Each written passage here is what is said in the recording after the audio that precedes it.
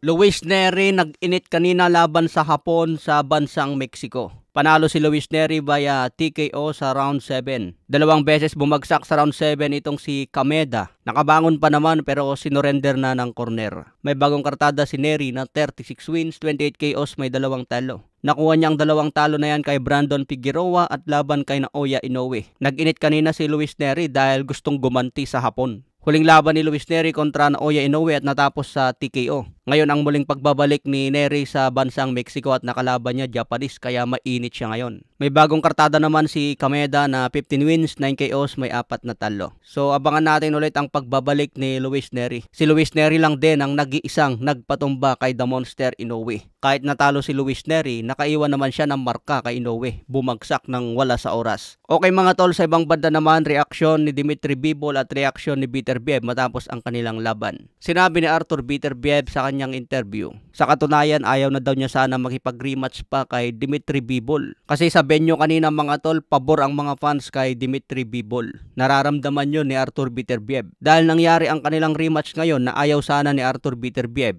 Kung baga pinagbigyan lang ulit si Dimitri Bivol na magkaroon ng rematch. Kaya nagdedemand din ng trilogy itong si Arthur Beterbiev. Sa trilogy magkakalaman na kung sino talaga ang matindi. Sinabi naman ni Dimitri Bivol sa post-fight interview, nagpapasalamat din siya kay Arthur Beterbiev dahil hindi raw masusukat ang galing ng isang boksingero kung hindi siya mapapalaban sa katulad ni Beterbiev na malupit. Kasi kung mapapalaban ka lang daw sa mahihinang boksingero, hindi ka raw magiging great. Kung baga hindi ka mapapansin, hindi mapapansin ang galing mo. Kaya nagpapasalamat si Bivol kay Beterbiev dahil pinagbigyan siya ng rematch. Naipakita na daw niya ngayon na meron pang ibubuga si Dimitri Bivol. Sobrang saya nga daw ni Bivol mga tol dahil nailabas niya lahat ng kanyang potensyal laban kay Arthur Beterbiev. Kaya respetado pa rin ni Bivol si Arthur Beterbiev mga tol. Majority decision ang panalo ni Dimitri Bivol at talaga namang impressive. Siguro ang nakita ko lang pagkakamali ni Arthur Beterbiev mga tol dahil sa sobrang aggressive niya, hindi na siya masyadong nagdedepensa. Kasi si Beterbiev talaga ang agresibo sa kanilang laban mga tol.